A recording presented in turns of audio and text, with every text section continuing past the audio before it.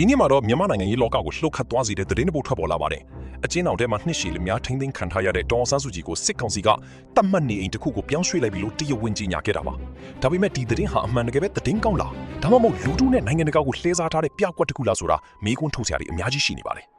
နိုင်ငံပိုင် MRTV ရဲ့သတင်းတင်ပြမှုကထူးထူးခြားခြားပဲအလွန်တိုတောင်းလာပါတယ်။39စက္ကန့်သာကြာမြင့်တဲ့ဒီသတင်းမှာဒေါ်အောင်ဆန်းစုကြည်ရဲ့အခြေအနေကိုအသေးစိတ်မဖော်ပြဘဲစစ်ကောင်စီဥက္ကဋ္ဌရဲ့အခမ်းအနားမိကိုသာအခြေတိုးဝင်ပြသသွားခဲ့တာပါ။ဒီအချက်ကပဲလူထုကြားထဲမှာတန်တရားတွေကိုစတင်မိမွေးလိုက်တာဖြစ်ပါတယ်။အခုခါမှာတော့ online နဲ့နိုင်ငံရေးအတိုင်းဝိုင်းချားမှာထိတ်လန့်စရာကောင်းတဲ့ပူးပေါင်းကြံစည်မှု theory များကြိတ်လောင်လောင်ထွက်ပေါ်လာနေပါတယ်။ပထမအချက် AI ပုံရိပ်ရောက်လာ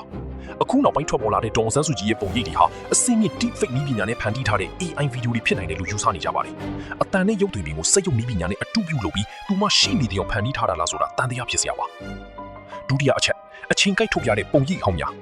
ပန်းရောင်ကြီးနဲ့တွေ့မြင်ရတဲ့သူမရဲ့ပုံရိပ်တွေဟာအမှန်တကယ်ပဲလက်ရှိပုံရိပ်တွေဟုတ်ရဲ့လားအာနာမတိနီကလေးကရိုက်ကူထားတဲ့မှတ်တမ်းဟောင်းတွေကိုခုမှထုတ်ပြပြီးလူထုကိုမျက်စိမိတ်နားပိတ်လုပ်ထားတာလားဆိုတဲ့မိကုံတွေထွက်ပေါ်နေပါတယ်။တတိယအချက်အစိုးဆုံးတန်တရား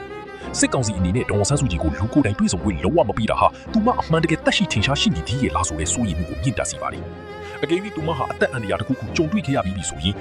စစ်ကောင်စီဟာနိုင်ငံရေးအကြက်တဲကနေလွတ်မြောက်ဖို့အခုလိုနေအိမ်အကျယ်ချုပ်ဆိုတဲ့ခေါင်းစဉ်အောက်မှာအမှန်တရားကိုဖုံးကွယ်ထားတာဖြစ်နိုင်တယ်လို့ဝေဖန်သူတွေကထောက်ပြနေကြပါတယ်။ဒီကြေညာချက်ကမြန်မာຫນွေဦးတော်လှန်ရေးကိုလမ်းကြောင်းလွှဲဖို့စ조사တဲ့ပြကွက်တစ်ခုလား။တကားပိတ်ထားတဲ့အခန်းတွေရဲ့နောက်ွယ်မှာဘလို့လျှို့ဝှက်ချက်တွေရှိနေမလဲ။